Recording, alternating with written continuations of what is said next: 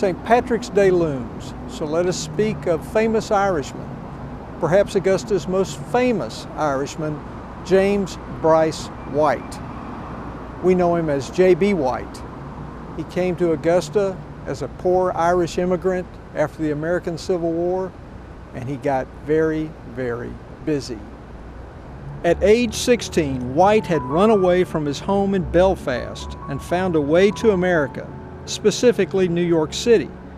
He got a job as a cash boy at a dry goods store on Grant Street in New York. He took money and tickets for goods from customers, ran it back to his employer, and returned with the customer's change. White was smart, he saved his money, he learned the business, and he soon headed to Augusta where he had heard there were opportunities. White arrived in Augusta in 1868. He got a job at the Fredericksburg store on Broad Street, then considered the top dry goods store in Augusta. He learned the community and he learned his skills.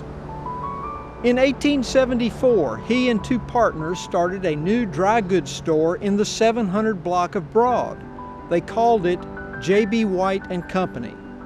For reasons unknown, the partnership dissolved a year later, but White retained the business, beginning a period of growth between 1880 and 1890.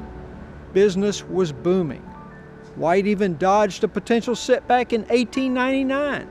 The company looked like it would suffer when the store, along with other businesses in the main commercial section of Augusta, suffered severe damage from a fire. But J.B. White, being J.B. White, moved his goods to a temporary location on the 600 block of Broad. And then J.B. White, being J.B. White, held a fire sale in which he sold fire-damaged goods at discount prices. 9 months after the fire, a new store was opened at 732 Broad. It was complete with the first ladies' room in Augusta, which was the talk of the town.